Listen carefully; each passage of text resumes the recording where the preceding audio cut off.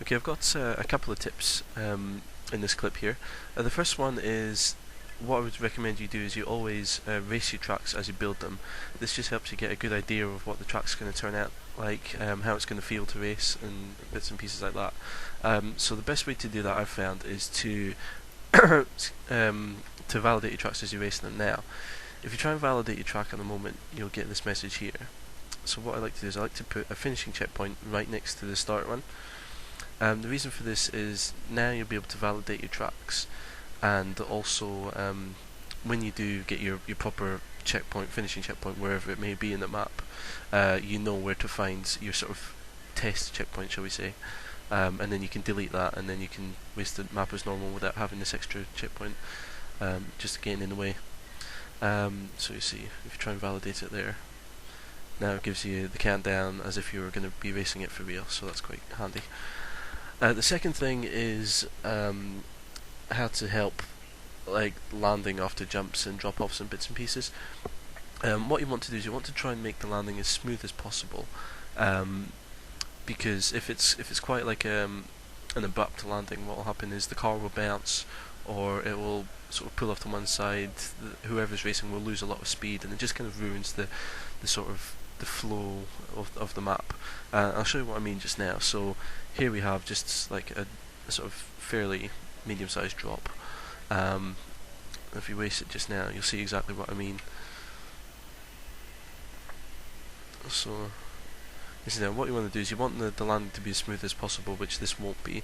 So you'll see here, car goes down, see bounces up, and you lose a lot of speed. So what you could do to try and smooth that out is to land on like a downward slope. So what I'll do is just find downward slopes. Where's it gone? There it is. So unfortunately there isn't any easy way of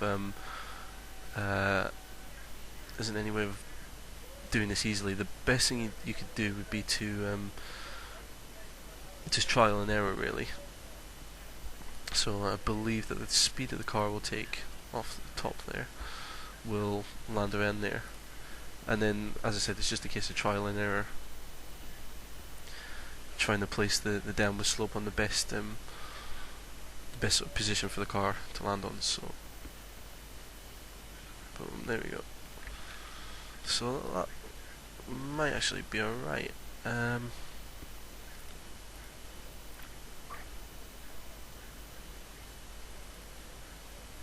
So what I'll do is I'll try and build it there. Yeah. Now I reckon that will make a much smoother transition. So just test it again.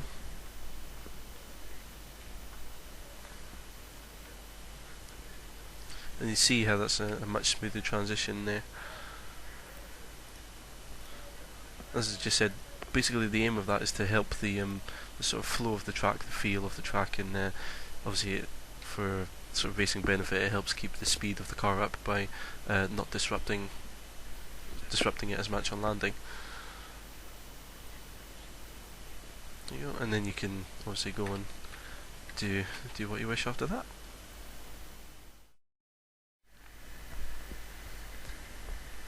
Okay, I got a little tip here for when you're building loops and that. Something you got to be careful of is people taking shortcuts through loops.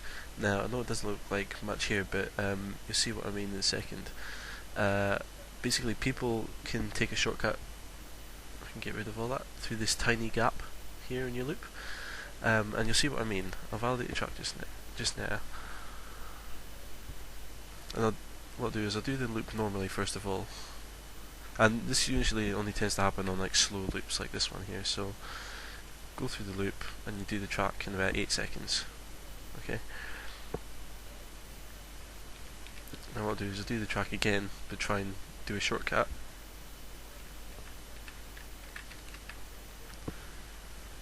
And there you go. I knocked off 2 seconds, sorry, of the time. So you've got to be aware of people doing that, especially on slow loops. Now, best thing you can do is recognise that and combat that. The main time this usually occurs is when you've got loops that sort of start and end at the same level. So you can see the start of the loop is on the ground, the end of the loop is on the ground as well. What to do is sort of change the height of the start and end of the loop. So what I'll do is I've got the end of the loop there. I'll just put it up one block there, and then you'll see how much of a difference that makes.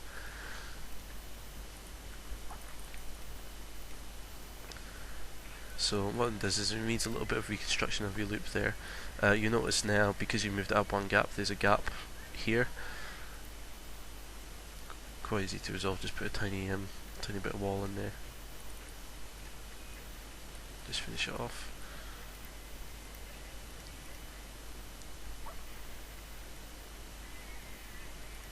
And then get a finish line in there.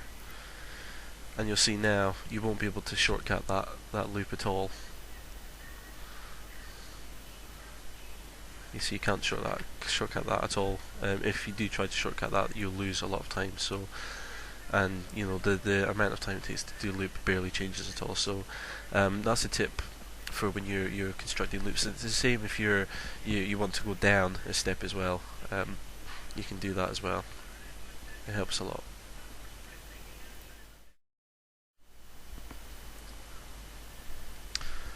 Another thing I like to do is I like to build tracks which take sort of influence from real world tracks.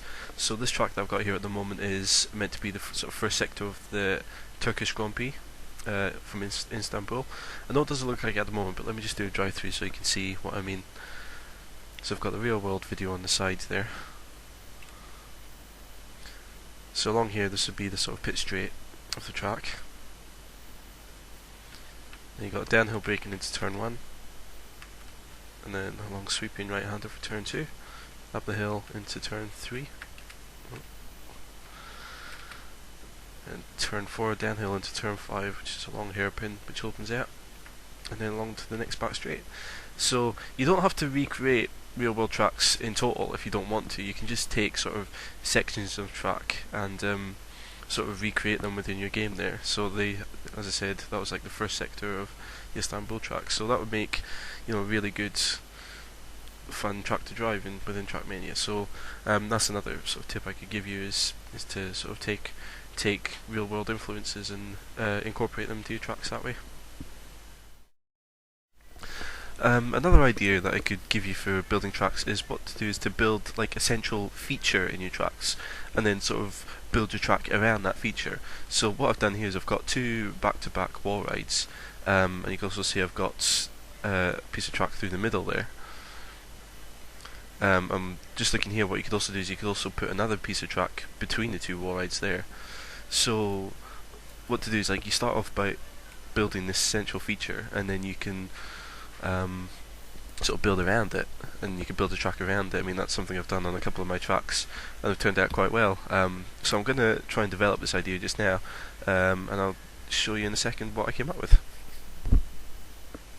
Okay, so after about 40 minutes worth of track building, this is what I've come up with.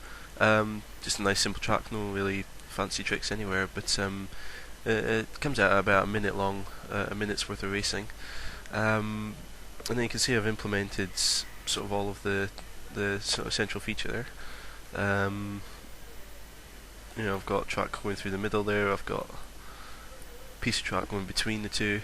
So yeah, that's what I came up with. So I mean, as you can see there, I mean, you don't have to build like 2 wall rides. You can do anything. You can have like a building in the middle. You could have like a loop in the middle. It could be anything really. So yeah, that's an idea. Just build something and then work around it and see what you come up with.